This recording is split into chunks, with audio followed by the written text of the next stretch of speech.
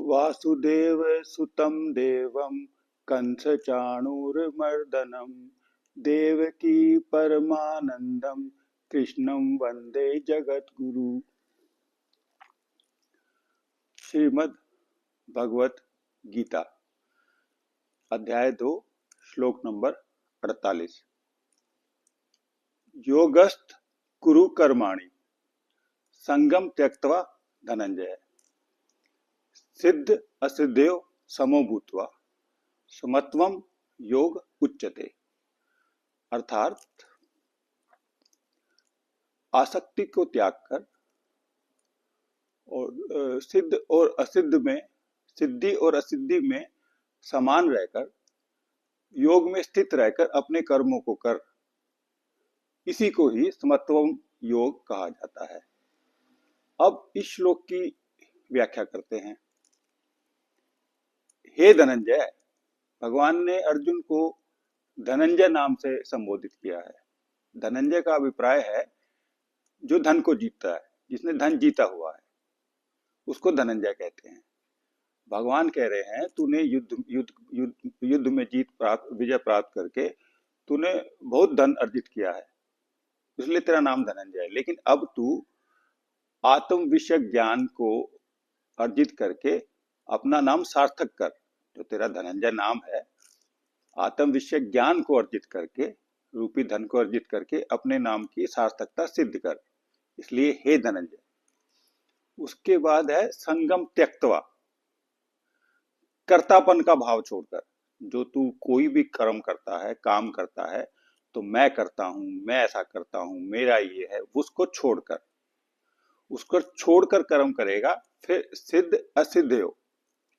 अब इसके विषय में है कि जो भी तू कर्म करता है उसके होने ना होने में और उसको करने में जो सांसारिक अनुकूलता प्रतिकूलता तुझे मिलती है, मौसम की, शारीरिक, मानसिक और पैसे से संबंधित, उसमें सम रह के उसके बाद उस काम को करने में तेरे को जो निंदा मिलती है, प्रशंसा मिलती है, तेरा आदर होता है, तेरा निरादर होता है, तेरे अंतःकरण की शुद्धि होती है या नहीं होती है, उन सब में सम रहना, यह है सिद्ध और असिद्धयो समो भूत्वा। अब समत्वम किसे कहते हैं?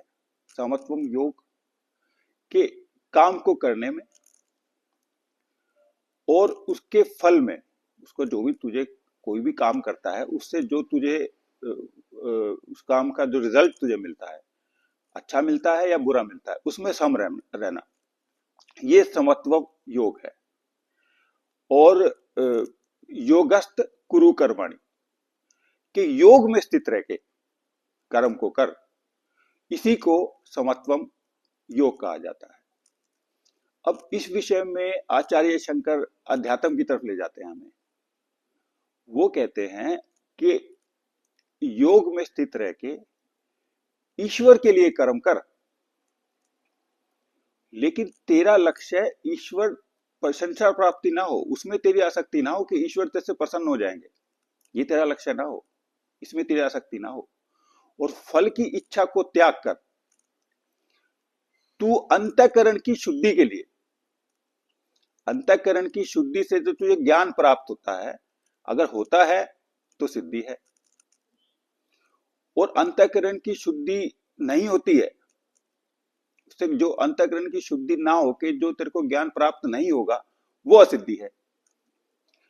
इन दोनों में, सिद्धि और असिद्धि में तू जब सम हो जाएगा तो इसी को ही समत्वम योग कहते हैं।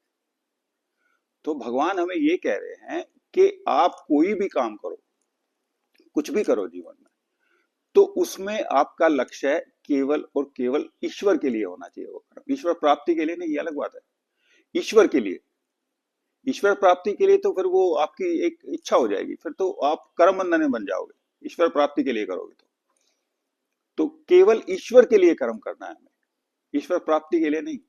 और फिर वो उसी को समत्वम योग कहते हैं कि आप जो भी कुछ करोगे आपको सफलता मिलती है, असफलता मिलती है, मान मिलता है, अपमान मिलता है, आदर मिलता है, अनादर मिलता है, काम पूरा होता है, नहीं होता है, काम सफल होता है, नहीं होता है, इन सब में आपको समान रहना है।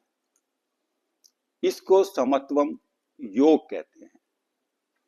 इसी को पतंजलि योग सूत्र में कहा गया है कि अर्थ योग अनुशासनम चित्त वृत्ति निरोध तदा दृष्टा स्वरूपे अवस्थानम। उसमें उसको योग का है, चित्त की वृत्ति का निरोध योग है। और यहां क्या है, समत्वम योग उच्चते, दोनों योग हैं।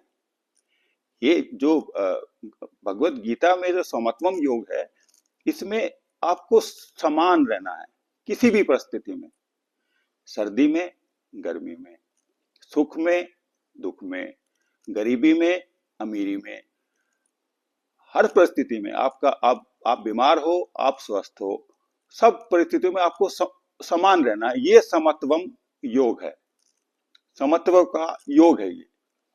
और जो पतंजलि का योग है वो चित्त वृत्ति का निरोध है। इन दोनों में बड़ा अंतर है। चलिए, ओम शांति शांति शांति ओम।